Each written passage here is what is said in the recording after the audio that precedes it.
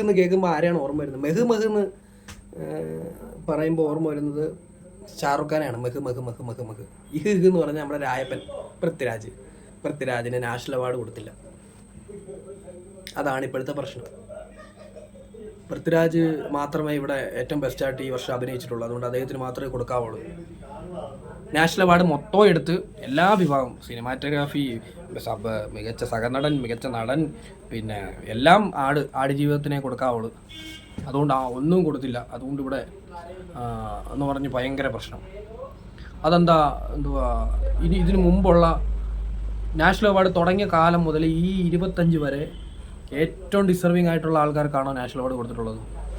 നിങ്ങളൊന്ന് വിലയിരുത്തുക. ഇനി ഏത് രാഷ്ട്രീയ പാർട്ടി ഭരിച്ചോട്ടെ, ആദ്യ വർഷം തൊട്ട് ഇപ്പോൾ വരെ ഒന്ന് നോക്കുക. ഇവിടെ നാഷണൽ അവാർഡ് ഏറ്റവും ഡിസർവിങ് ആയിട്ടുള്ള ആൾക്കാർക്കാണ് കൊടുത്തിട്ടുള്ളത്. എൻ്റെ അഭിപ്രായത്തിലല്ല. ഇനി BJP ഭരിച്ചെന്ന് പറഞ്ഞാലും കോൺഗ്രസ് ഭരിച്ചെന്ന് പറഞ്ഞാൽ ആര് ഭരിച്ചെന്ന് പറഞ്ഞാലും ഇവിടെ ഏറ്റവും ഡിസർവിങ് ആയിട്ടുള്ള ആൾക്കാർക്കല്ല നാഷണൽ അവാർഡ് കൊടുത്തിട്ടുള്ളത്. ഇവിടെ മോഹൻലാലും മമ്മൂട്ടിയും അമിതാഭ് ബച്ചനും കമലഹാസനും പിന്നെ വിക്രമും ധനുഷും സൂര്യയും എല്ലാം നാഷണൽ അവാർഡ് വാങ്ങിച്ചിട്ടുണ്ട്. സുരാജ് വാങ്ങിച്ചിട്ടുണ്ട്, സുരേഷ് ഗോപി വാങ്ങിച്ചിട്ടുണ്ട്. ഇവരെല്ലാം ആ വർഷം വാങ്ങിച്ചത് അവരാണ് ഏറ്റവും മികച്ചതെന്ന് നമുക്ക് പറയാൻ പറ്റുമോ? എന്താണ് അഭിനയത്തിൻ്റെ മാനദണ്ഡം?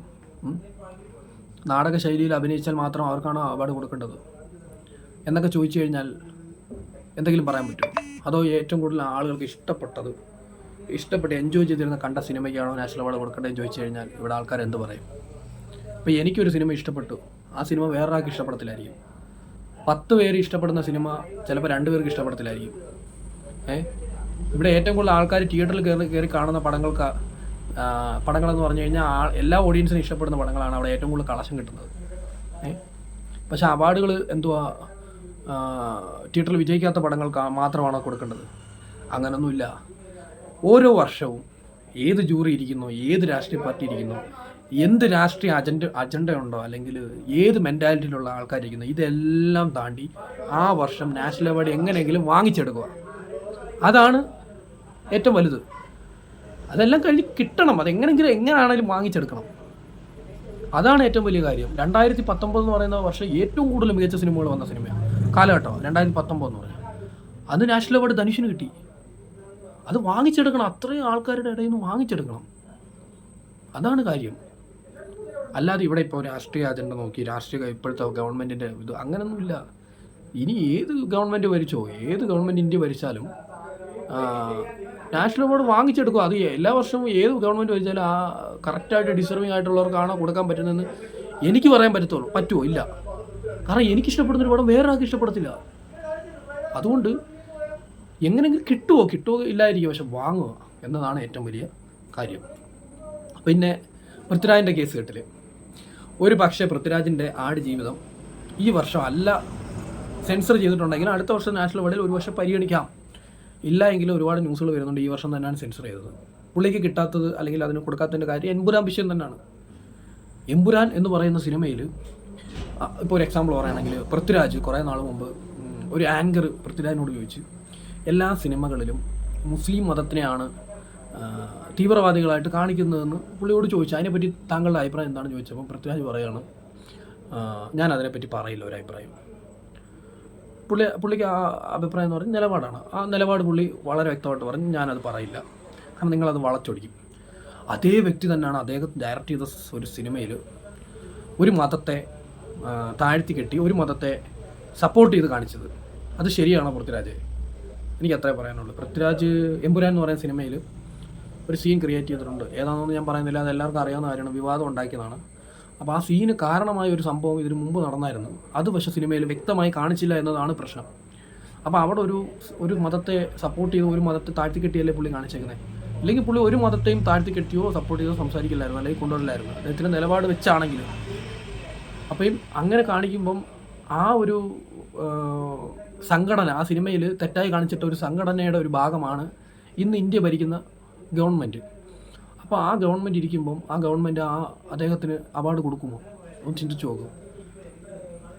അതാണ് കാരണം, ആ ഗവൺമെൻറ്റാണ് ആ അവാർഡ് കൊടുക്കേണ്ടത്. ആ ഗവൺമെൻറ് അവാർഡ് കൊടുക്കണം. ഇപ്പോൾ ഒരു കേരള ഭരിച്ചുകൊണ്ടിരിക്കുന്ന CPM അല്ലെങ്കിൽ കമ്മ്യൂണിസ്റ്റ് പാർട്ടി എന്ന് പറയുന്ന ഒരു പ്രസ്ഥാനമാണ് ഈ കേരളം ഇന്ന് ഭരിക്കുന്നത്.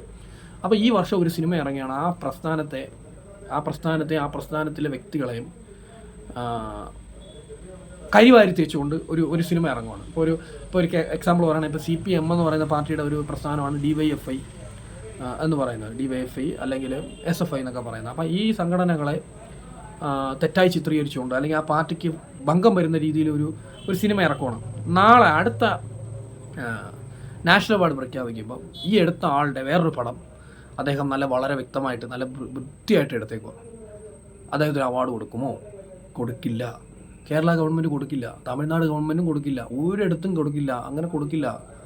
അതാണ് നമ്മുടെ പോളിറ്റിക്സ്, നമ്മുടെ ആ വർഷത്തെ മാനദണ്ഡങ്ങൾ എല്ലാം നോക്കിയിട്ടാണ് അവാർഡ് കൊടുക്കുന്നത്. ആ മാനദണ്ഡങ്ങളെല്ലാം കീറി മുറിച്ചുകൊണ്ട് ആ വർഷം അവാർഡ് നേടണം എങ്ങനെങ്കിലും. അതാണ് കാര്യം. അല്ലാതെ ഇന്നെന്ത് ഡിസർവിങ് ആയിട്ട് കൊടുത്ത് ഇന്നത് മാത്രം അങ്ങനെയൊന്നുമില്ല. കാരണം ആ ഡിസർവിങ് ആയിട്ടെന്ന് പറയുന്ന ഒരുത്തൻ ഈ പടത്തിനാണ് ഡിസർവിങ് ആയിട്ടുള്ള അവാർഡ് എന്ന് പറയുന്നവൻ വേറൊരുത്തൻ ചിലപ്പോൾ അതല്ല എന്ന് പറയും. ഈ ആടുജീവിതം സിനിമയിൽ തന്നെ നിങ്ങൾ പല ആൾക്കാരും കൊള്ളത്തില്ലെന്ന് പറഞ്ഞവരുണ്ട്. വെറും നാടകം എന്ന് പറഞ്ഞ് അങ്ങനെ കൊടുക്കാൻ വലിയ കാര്യമൊന്നും ഇല്ലെന്ന് ഞാൻ എത്രയോ കമൻറ്റ് ബോക്സുകളിൽ കണ്ടേന്നാണ്, ഫേസ്ബുക്ക് ട്രോളുകളുടെ ഇടയ്ക്ക്. അതാണ് പറഞ്ഞത്. പലർക്കും പല അഭിപ്രായമാണ്. അപ്പോൾ അതുകൊണ്ട് വാങ്ങിക്കണം, അതാണ്, അതിനപ്പുറം ഒന്നുമില്ല. അപ്പോൾ എമ്പുരാൻ വിഷയത്തിൽ അദ്ദേഹം അങ്ങനെ ഒരു ഇത് കൊണ്ടുവന്നത് കൊണ്ടാണ് ആ ഗവൺമെൻറ് ഈ അവാർഡ് ഈ വർഷം പരിഗണിച്ച്, ഈ സിനിമ ഈ വർഷമാണ് സെൻസറിങ് ചെയ്തിട്ടുണ്ടെങ്കിൽ ഈ ഒരു വിഷയം കൊണ്ടാണ് അദ്ദേഹത്തിൻ്റെ ആ സിനിമയ്ക്ക് ഒരു അവാർഡ് പോലും കൊടുക്കാത്തത്. എൻ്റെ അഭിപ്രായത്തിൽ അത് നല്ലൊരു തീരുമാനം തന്നെയാണ്. കൊടുക്കണ്ട, അത്ര എനിക്ക് പറയാനുള്ളൂ. കാരണം ഈ അവാർഡ് കൊടുക്കുന്ന ഒരു സംഘടന അല്ലെങ്കിൽ ഒരു രാഷ്ട്രീയ പാർട്ടിയെ മോശമായി ചിത്രീകരിക്കുന്ന ഒരു വ്യക്തിക്ക് ആ അവാർഡ് കൊടുക്കുന്ന പാർട്ടി അതായത് ഈ പാർട്ടി ആ അവാർഡ് കൊടുക്കേണ്ട ആവശ്യമില്ല. ആ അവാർഡ് എന്തിനു വാങ്ങുന്നത്? അതിൻ്റെ ആവശ്യമില്ല, അത് വാങ്ങേണ്ട ആവശ്യമില്ല. അത് അദ്ദേഹവും ഡിസർവിങ് അല്ല, അദ്ദേഹത്തിന് അത് കിട്ടേണ്ട ആവശ്യമില്ല. കാരണം അദ്ദേഹത്തിന് താല്പര്യമില്ലാത്തൊരു സംഘടന അല്ലെങ്കിൽ ഒരു പാർട്ടി തരുന്ന ഒരു അംഗീകാരം അദ്ദേഹത്തിന് ഒരു അംഗീകാരം ആ പാർട്ടി അയാൾക്ക് വേണമെന്നില്ല. പൃഥ്വിരാജിന് ആവശ്യമില്ല. ഇതാണ് അതിൻ്റെ ഒരു മെയിനായിട്ടുള്ളൊരു സംഭവം. ഇനി ഒരു വർഷം ചിലപ്പോൾ അടുത്ത വർഷത്തെ 2024 കാറ്റഗറിയിലാണെങ്കിൽ നോക്കാം നമുക്ക്. ഇല്ലെന്നാണ് കൂടുതലും പറഞ്ഞിട്ടുള്ളത്. ന്യൂസുകളിലെല്ലാം ഈ വർഷം സെൻസർ ചെയ്തെന്നാണ് കേൾക്കുന്നത്. എന്തൊക്കെയാലും ഇതാണ് സംഭവം. എമ്പുരാൻ വിഷയം കൊണ്ടാണ് ഈ സിനിമയ്ക്ക് നാഷണൽ അവാർഡ് കൊടുക്കാത്തത്. അതെല്ലായിടത്തും അങ്ങനെ തന്നെയാണ്. അതാണ് എനിക്ക് പറഞ്ഞു വന്നത്. ഇപ്പോൾ ഇവിടുത്തെ കേരള സ്റ്റേറ്റ് അവാർഡ് തന്നെ രാഷ്ട്രീയപരമായിട്ട് ജൂറി അങ്ങനെ നോക്കിയിട്ട് തന്നെയല്ലേ ഇവിടെ കൊടുക്കുന്നത്. ഇവിടെയും അങ്ങനെ തന്നെയാണ് കൊടുക്കുന്നത്. തമിഴ്നാട്ടിലേക്ക് സ്റ്റേറ്റ് അവാർഡ് നിർത്തലാക്കി. എന്തുവാ അവിടെ കൂടുതൽ രാഷ്ട്രീയം കയറി വരുന്നു. കേരളത്തിലും അങ്ങനെ തന്നെ അല്ലേ? കേരള സ്റ്റേറ്റ് അവാർഡ് അല്ല കേരള സ്റ്റേറ്റ് അവാർഡ് എല്ലാം ഡിസർവിങ് ആയിട്ടുള്ള ആൾക്കാർക്കാണ് എല്ലാ വർഷവും കിട്ടിയിരുന്നത്. അങ്ങനെ ചോദിച്ചു കഴിഞ്ഞാൽ എന്തെങ്കിലും പറയാൻ പറ്റുമോ? അത്രേ ഇവിടെ ചിന്തിക്കുന്നുള്ളൂ. അപ്പോൾ ഗുഡ് ബൈ. നിങ്ങളുടെ അഭിപ്രായങ്ങളോടൊന്നൊരു കമൻറ്റ് ബോക്സിൽ ഇട്ടേക്കണം. ഒന്ന് സബ്സ്ക്രൈബ് ചെയ്തേക്കണേ. ഓക്കെ.